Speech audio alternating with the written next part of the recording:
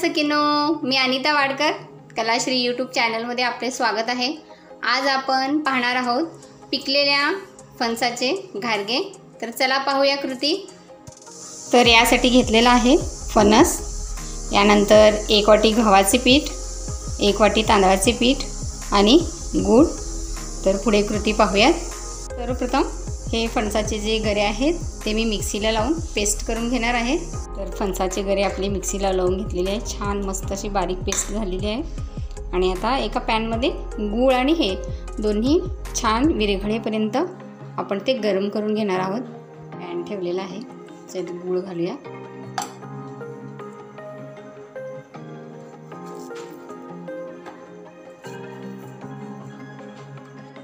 तर गूळ आपला विरघळला, आता याच्यात आपण मिक्सरला लावलेले आहे फणसाचे गरे घालून घेऊयात।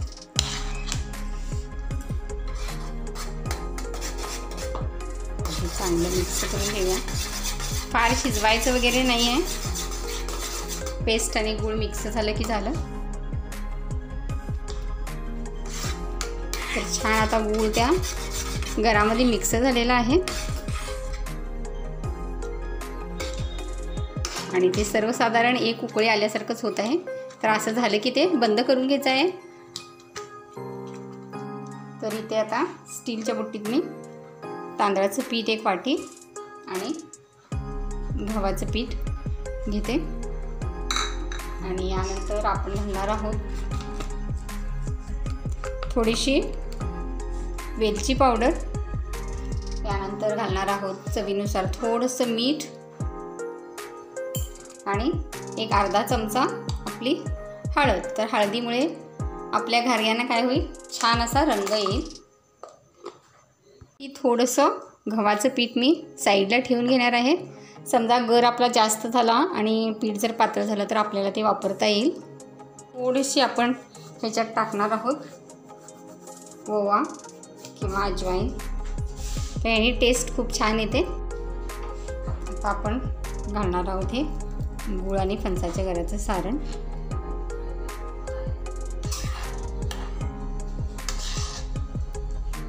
मिक्स करून घेऊया।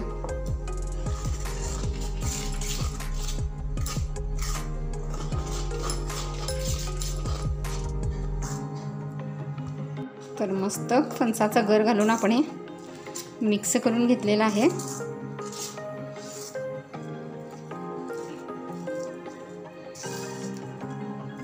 आता घारगे म्हटलं की आपल्याला ते लाटता यायला हवं।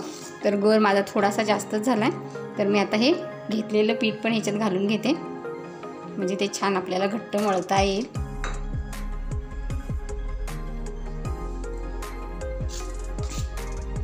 आणि आता ते पिठात मिक्स झाल्यानंतर थोडंसं थंड झालेलं आहे, आता आपण हाताने ते मिक्स करून घेऊया।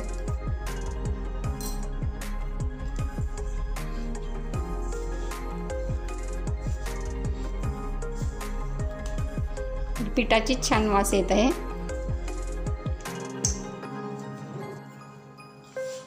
आता थोडंसं तेल टाकून मळून घेऊया।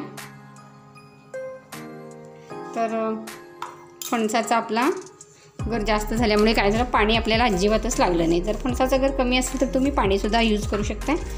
तर आता इतर पीठ आपलं भिजण्यासाठी थोडंसं मी तेल घातलं आहे। आता ह्याच्यातच ते बाकीचं पीठ मळून येईल।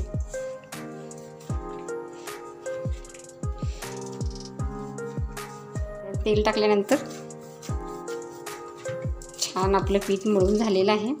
आता जवळजवळ एक अर्ध्या तासासाठी आपण हे झाकून ठेवणार आहोत आणि त्यानंतर मग आपले घारगे लाटण्यासाठी घेऊयात। तर पीठ आपलं छान 1 तास भिजलेलं आहे। आता ते पुन्हा एकदा हाताने थोडंसं मळून घेऊया। तर त्याच्यात गूळ घातलं असल्यामुळे ते थोड्या वेळानंतर थोडंसं घट्टच होतं। पुन्हा एकदा मळून घेऊन आपण आता याचे घारगे करायला सुरुवात करूया। सुरुवातीला आपण छोटे छोटे गोळे करून घेऊया, जसे आपण नेहमीच्या पुरीसाठी करतोय।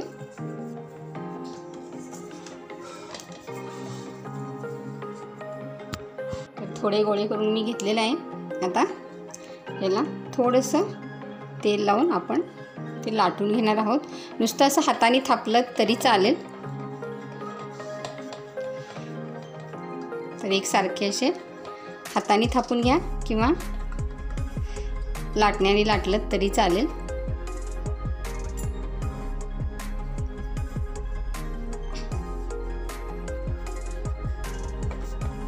तेल तापत ठेवले. पाहूया तळण्या इतकं गरम झाले का.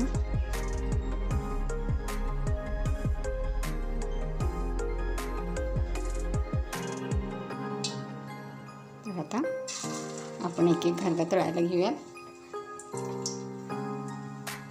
तर मीडियम फ्लेमवरती तळा. एकदम हाय केलं तरी जळण्याची शक्यता असते किंवा एकदमच फक्त लाल होऊन येतं. त्यामुळे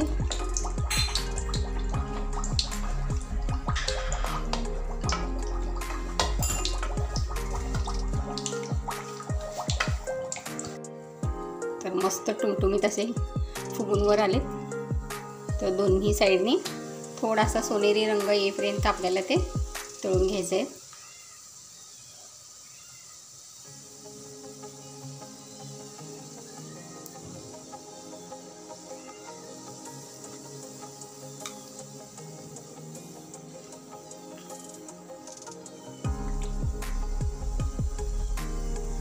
तर याप्रमाणे छान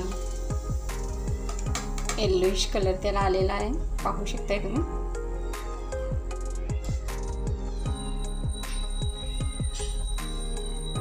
पुन्हा घालून घेऊया तिथं.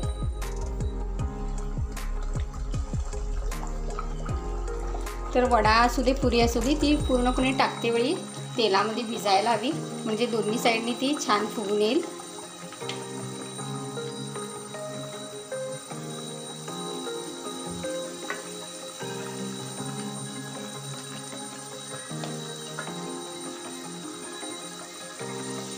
पाहू शकता किती मस्त फुगत आहे.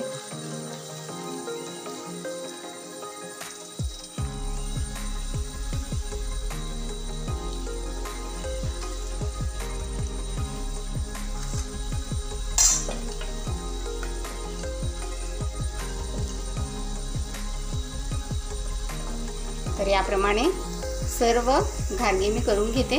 मस्त असे फणसाचे घारगे आपले तयार झालेले आहेत. चला सर्व करून घेऊया. तर मी सर्व करून घेतलेले आहेत कोंब काढलेल्या मुगाच्या सांबारासहित आणि थोडंसं आंब्याचं लोणचं. तर सखींनो, तुम्हीही करून पहा, खाऊन पहा आणि आजची आपली ही रेसिपी आपणास कशी वाटली कृपया कमेंट्समध्ये लिहून पाठवा आणि व्हिडिओ लाईक शेअर करायला विसरू नका. आणि नवीन असाल तर कृपया चॅनलला सबस्क्राईब करा. धन्यवाद.